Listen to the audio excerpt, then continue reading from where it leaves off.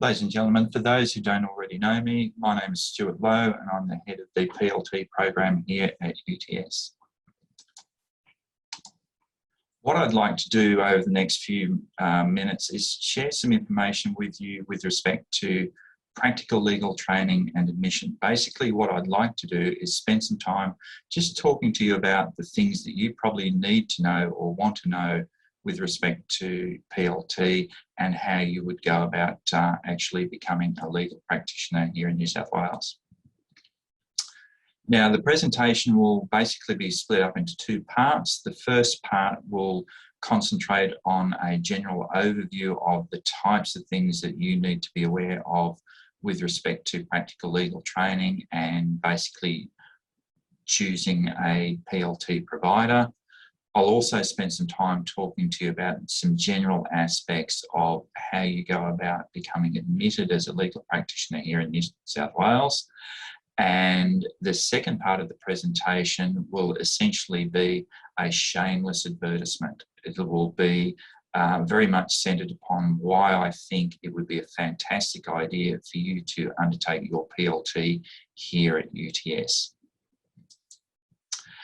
Now, the first question that really gets asked of me a lot is, why do I need to do PLT? Now, the simple answer to that is that you don't have to do PLT. You can finish your law degree and that is that. However, if you want to be eligible to be admitted as a lawyer, you need to complete PLT at the end of your university studies. And as you'll see, this is basically designed in order to allow you to build on the theoretical understanding that you've developed during your degree studies. PLT, as you'll see, is essentially all about this idea of developing practical skills and knowledge that you will need in order to be employable as a graduate lawyer when you get through the system and you've managed to find yourself a job as a legal professional. As you'll see during the discussion, the subjects that you will do are really a combination that is designed to help you learn the nuts and bolts of what it's like to work in a firm or what is expected of you in a legal organisation as a professional lawyer. So it's all about the practicalities of becoming a graduate lawyer. What do you need to know about PLT courses generally? The first thing you need to understand is that there are a range of PLT courses out there and they're offered by a number of different PLT providers, and UTS is just one of these PLT providers. Another thing that you should be aware of is that the Legal Profession Uniform Admission Rules require that all PLT courses must enable you as students to acquire and demonstrate an appropriate understanding of and competence in each of the areas set out in the PLT competency standards for entry-level lawyers. Now, you can go and have a look at these particular competency standards. They're set out in Schedule 2 of the rules that I just mentioned a moment ago. But the main thing that you'll see throughout this presentation is that PLT is all about gaining competency. It's all about assessing your competency to be able to work in the legal profession. The other thing that you should be aware of, and this is important when you're looking at various different PLT providers, is that your PLT course should build on the knowledge and understanding of the law and the legal systems and legal practices which you've acquired throughout your law degree. It's not about learning the law, it's about learning how to apply the law, it's learning how to actually function within the legal system. And that's a very important aspect to understand, because many students have trouble making that transition from the purely sort of theoretical stuff that we teach you in your core subjects and your elective subjects, and they sort of struggle with the different sort of requirements that are need to be displayed in PLT courses themselves. With respect to the basic competencies and skills that you'll require, essentially before you complete PLT, you will need to be able to demonstrate competency in the following areas. So general lawyer skills, problem solving ability. You'll need to display competency in work management and business skills. That includes trust accounting and office accounting. You'll also need to have demonstrated skills and competency with respect to civil litigation practice, commercial practice, property law practice. Now, in addition to these main core requirements, you'll also be required to undertake 2 additional elective areas. And we'll talk about what elective areas we offer here at UTS in a moment. So how does PLT achieve all this? Very simply, all PLT programs will need to build on the knowledge, skills and attitudes that you've already gained throughout your studies, whether it be through the core subjects you've done or the elective subjects you've done. Now, with respect to PLT programs, the requirement is that doesn't matter where the program is or what program you've undertaken, all PLT programs require 900 hours of approved training. Now, this includes a minimum of 450 hours of program training. So what we mean by program training is essentially coursework.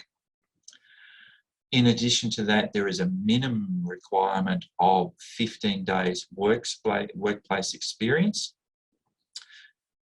Now, the balance of those hours can be made up of either additional training, additional coursework training, or workplace experience. Now, here at UTS, as you'll see, we've elected to adopt the latter because we see that workplace experience is really where you get to fully appreciate and understand how the legal profession works.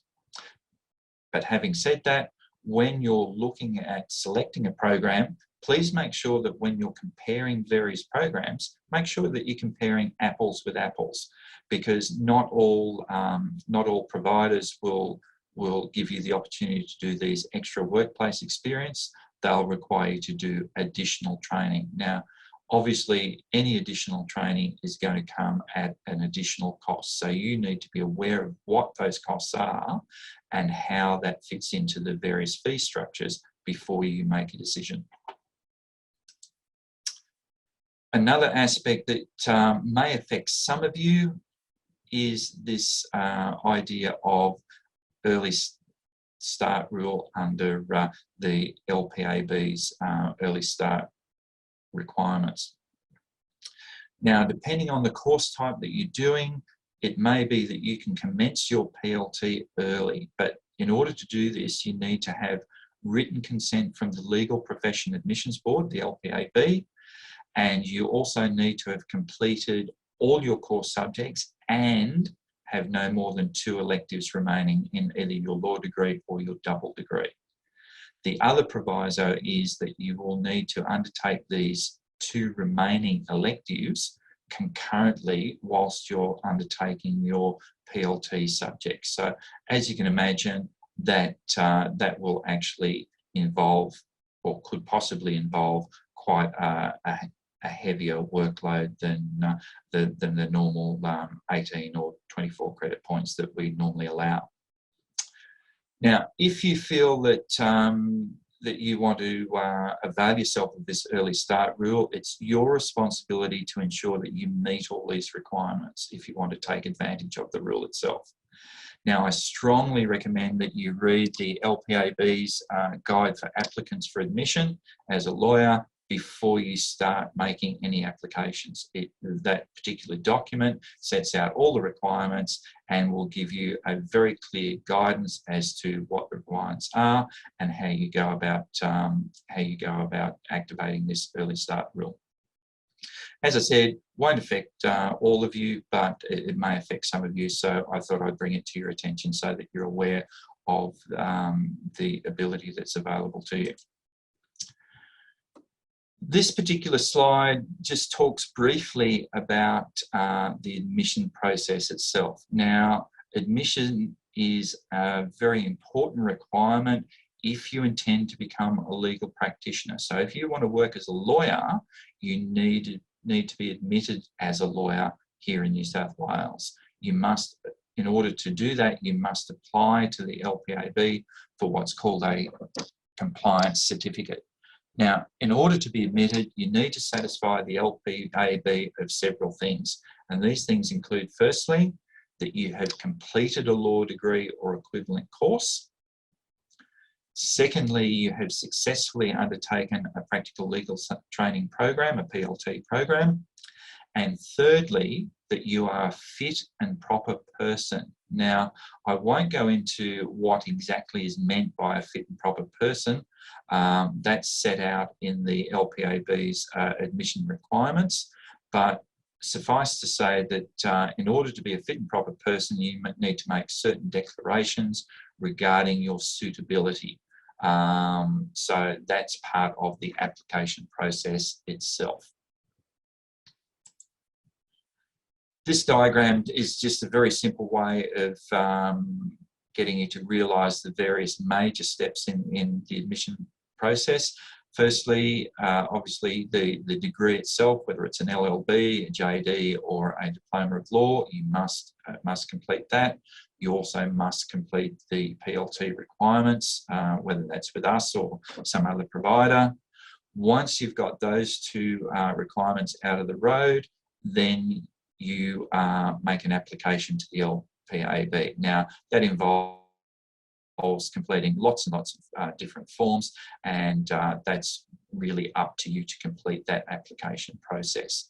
Now, once your application has been assessed and the LPAB are happy that you're a fit and proper person and that you've met all the other requirements for admission, then you will be admitted to the Supreme Court of New South Wales, which involves a lovely ceremony, and you get to add your name to the roll.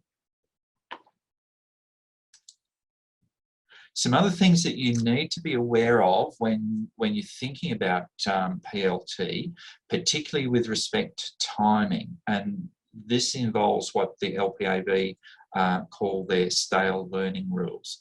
Now, there's two slightly different rules. One relates to degree studies, the other relates purely to PLT studies. Now, with respect to degree studies, your degree studies must be completed no more than 5 years before you seek admission. Now, if you completed an accredited Australian law course more than 5 years before applying for admission, you must have your qualification assessed by the LPAB's Academic Exemption Subcommittee. Now, this is particularly important, and we actually had one of our students fall foul of this rule fairly recently, where her degree, she completed it back in 2011, and now she's actually seeking admission some number of years down the track. Now, she has had to actually put in an application to the exemption subcommittee, and they're assessing whether or not she will need to do extra subjects to make up for this stale learning. Now, it's your responsibility to ensure that you have met these requirements before you seek admission. Now, with respect to PLT studies, there's a very, very similar rule that mirrors the one that we just looked at. And basically what that says, if you've completed your PLT more than 5 years before applying for admission, you again will need to have your qualification assessed by the LPAB. Now, with respect to these two rules, the take-home message is, and this is part of the reason why I thought it was important to talk to you, I think the main thing that you take away from this should be that it is a really, really smart idea not to leave your PLT too far after you have completed your law degree, because this is where you start to run into problems. My strong suggestion would be that those of you who are going on to practice and want to be admitted and work as a lawyer, my strong suggestion would be for you to do your PLT and become admitted as soon as you can after completing your degree. That way you won't run foul of these stale learning rules. Now comes the shameless advertisement, okay? Why I think it is a fantastic idea that you undertake your practical legal training here at UTS. So with respect to why should I do my PLT at UTS, lots of different reasons, as you can see. The first one I think is a particularly important one, is that when you study with us, you are actually gaining a university level qualification. The same can't be said for other providers. Not everybody who provides PLT will be able to give you a university level qualification.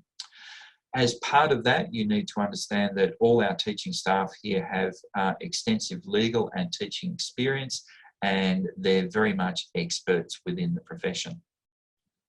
Another important aspect that I think sets us apart from many of the other providers is that with respect to practical experience, you can accumulate full-time practical experience hours whilst you're undertaking your academic studies. Okay, the beauty of that is that it does not cost you extra money.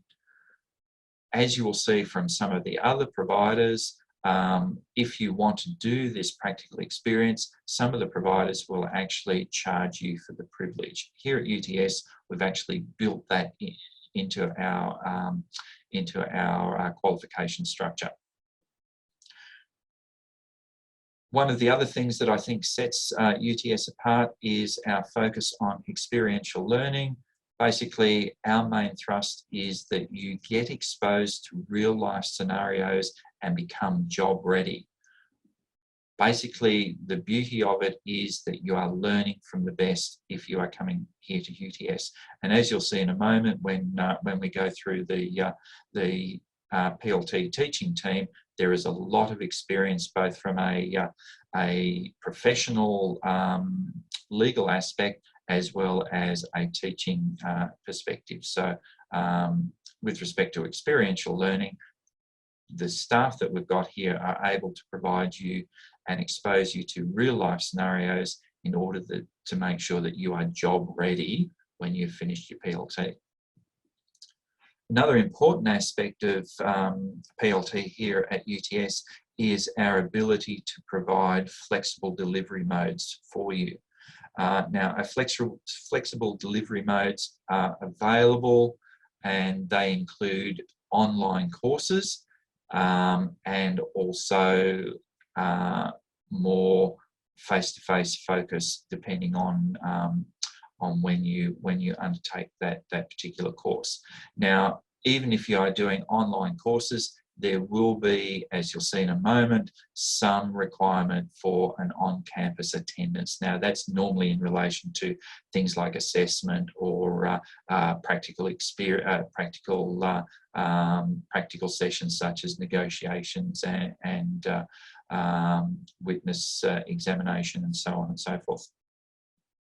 Now, early start rule we've spoken about previously, but from a UTS aspect, you can commence, if you're one of those students that this rule relates to, you can commence your PLT early if you meet all those requirements that have been set out by the LPAB. Now, the final little selling point here, I think, is that when you come and do PLT with us here at UTS, I think you're getting real value for money. As part of our structure, we're able to offer automatic recognition of prior learning for all those people who have either an LLB or a JD. So those people who are studying those particular degrees or graduates with those particular degrees will enjoy that recognition of prior learning, which essentially reduces the fees considerably, as we'll see in a moment. Now, in addition to that, if you are a UTS student or a UTS alum, you will also enjoy a further 10% discount on top of those reduced prices. So as you can see, real value for money. Not only are you getting a really good exposure to the practical aspects of how to be a lawyer and being able to do that by talking to a real live lawyer in the classroom, if that's the mode that you're choosing, you also get the benefits of that reduced cost. So I think win-win all around in with respect to value for money. How's all this done? Essentially, getting you ready for this particular way of studying. The first thing you need to understand is our study modes here at UTS. You can either do your study for PLT full-time, which can be done in one session, or you can do it part-time, which can be spread over either 2 or 3 sessions. Now, one session, as a rule of thumb, is equivalent to 12 weeks study. Now, course delivery, as I touched on a moment ago, is mostly online delivery, particularly with respect to the requirements that have been imposed on us by COVID.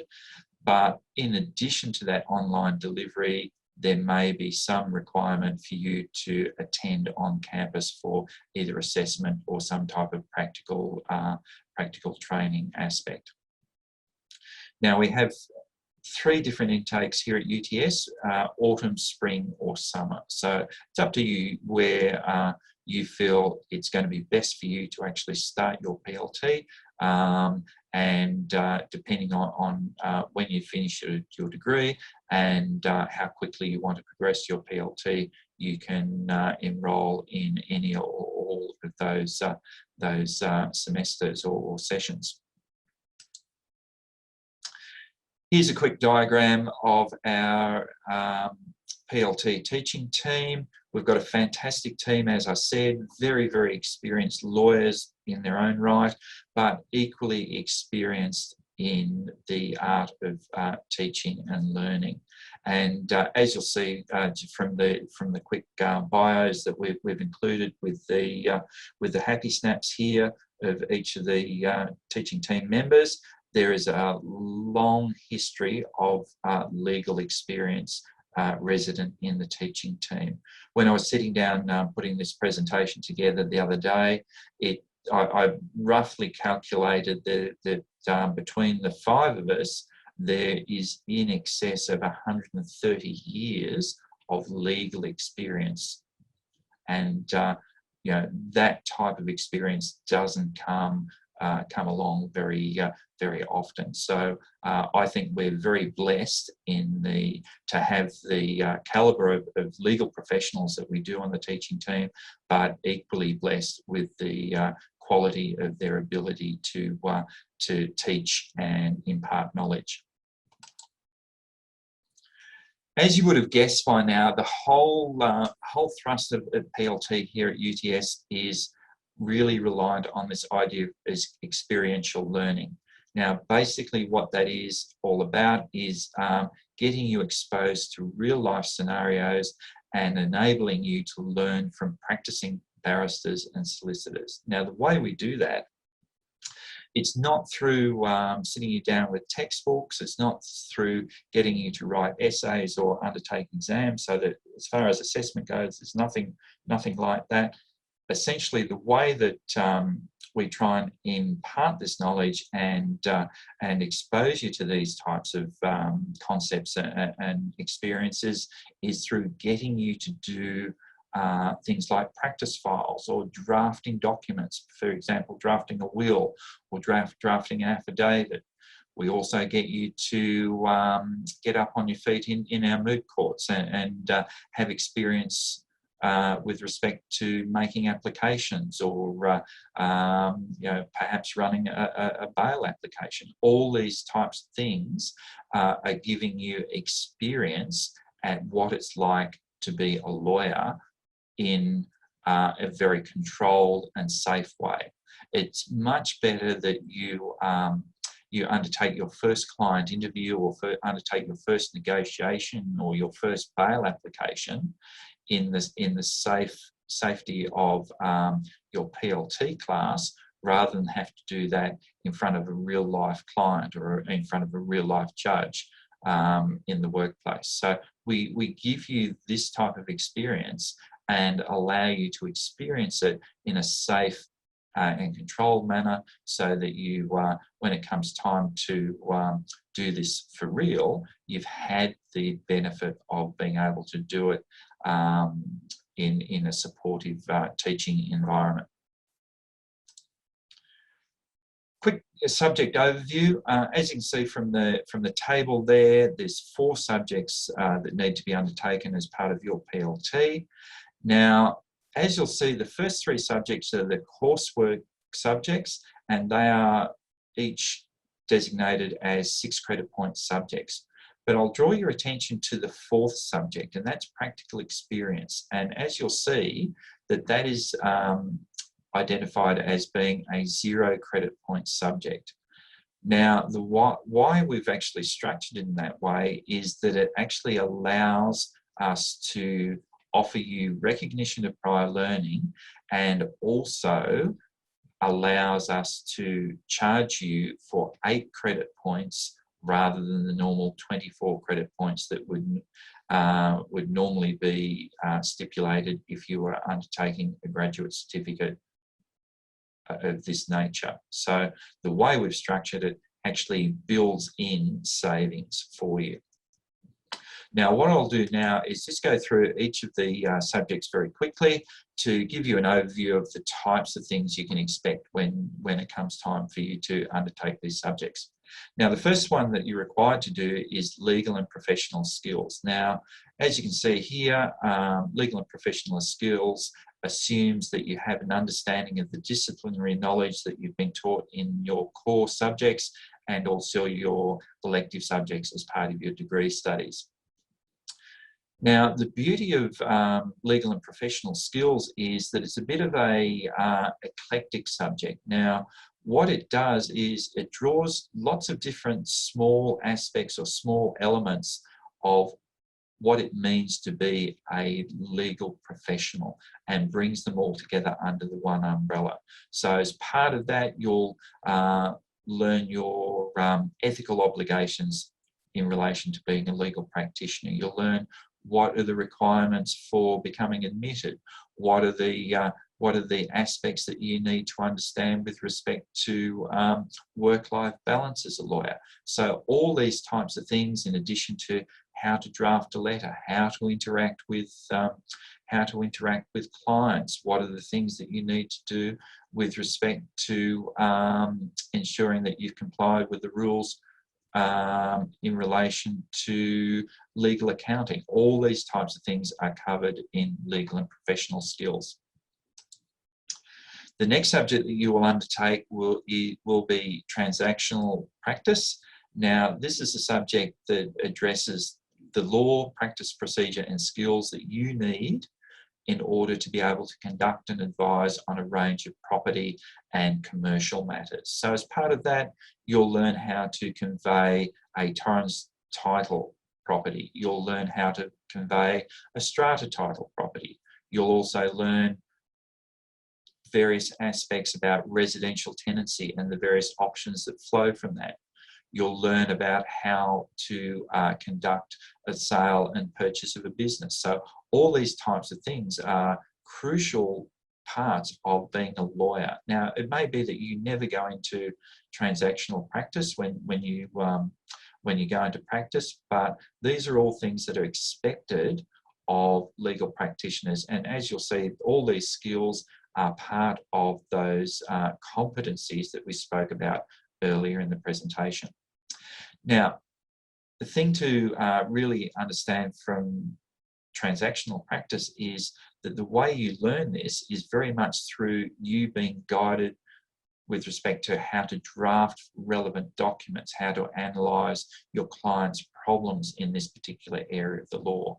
So in addition to being able to conduct these sales or prepare a property for conveyance, you'll also be required to actually advise your clients on what are the various options that might be available to them. Or if there's a problem that's arisen, you need to come up with some solutions that you can give to your client. So again, very important skills that we as lawyers need to have in our repertoire. The third courseware subject is litigation and estate practice. Now, as you can see, this subject is at the moment broken into three components. The first component is civil litigation, and as part of the civil litigation process, you'll be able to identify a particular case theory, assess the merits of your case, be able to advise your client on the various alternative dispute resolution options that may be available. You'll also be taught how to draft the relevant court documents in order to, I suppose, prepare a case so that it can go before the court in a contested hearing. Another component of this particular subject is wills and estate practice. Now, in this subject, you're exposed to all the issues in relation to drafting and advising on wills, and also preparing probate documents. Now, as part of that, you'll be able to identify and advise on various issues that arise in this area of the law, and be able to deal with those problems as if and when is required. So again, really important things that each of us as lawyers need to have some basic understanding of wills and estate practice. Now, at the moment, for the third component of litigation and estate practice, you get to choose either criminal law practice or family law practice. Now, criminal law practice is very much based on this idea of, again, you gaining skills and knowledge with respect to how the criminal law is actually practiced within our court system. So as part of that, you'll prepare and present a bail application. You'll develop a plea of guilty or a plea of mitigation, and as part of that process, you'll be taught how to actually undertake a case theory analysis of various fact scenarios, so that you can be better prepared with respect to being able to function in a criminal law setting. In a similar vein, family law practice will prepare you to be able to prepare and present what's called an application and case, and draft an affidavit. So essentially, that's seeking particular orders that you've devised in consultation with your client, and seeking those orders and providing relevant documentation to support those orders that you're after from the court.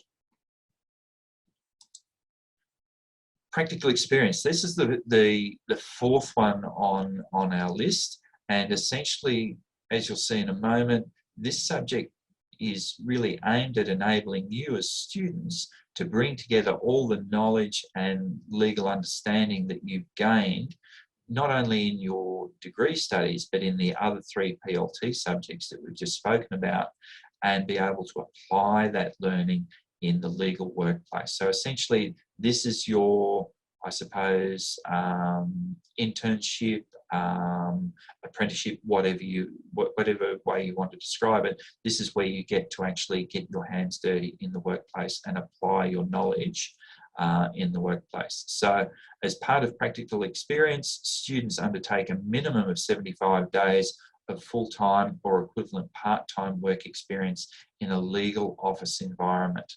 Now, as we spoke about before, This is a 0 credit point subject, and the beauty of that is not only is it saving you money, but it also works on a graded pass or fail system. So there's no marks involved in the subjects. It's either you satisfactorily complete the requirements or you don't.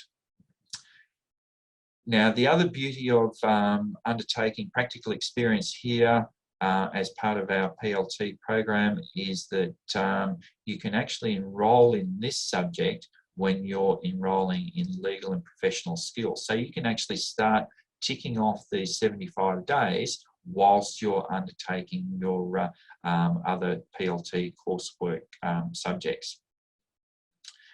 Now, your practical experience must be approved.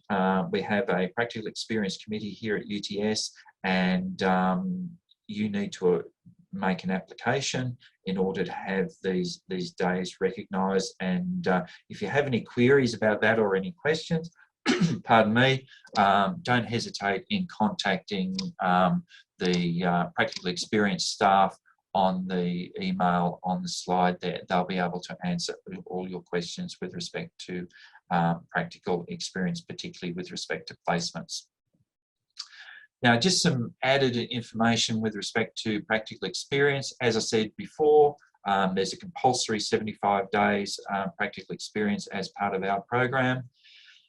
The beauty of our program is that depending on the type of work that you've done, you can actually claim a maximum of 60 days work experience for work that you've done up to 2 years prior to commencing the subject. So for all of those of you who've been working as paralegals for the last few years and so on and so forth, you can actually make an application to have those days recognised as part of your practical experience requirement. Another question that sometimes arises is how long do we have to complete practical experience? The good news is that you don't need to rush through it. You have up to 2 years from the session in which you commence your enrolment in PE, but essentially that means that you don't have to rush in order to complete those 75 days. If, however, there is some problem and you encounter health issues or there's some issues in family or work, an extension can be granted in special circumstances. Just a little bit more on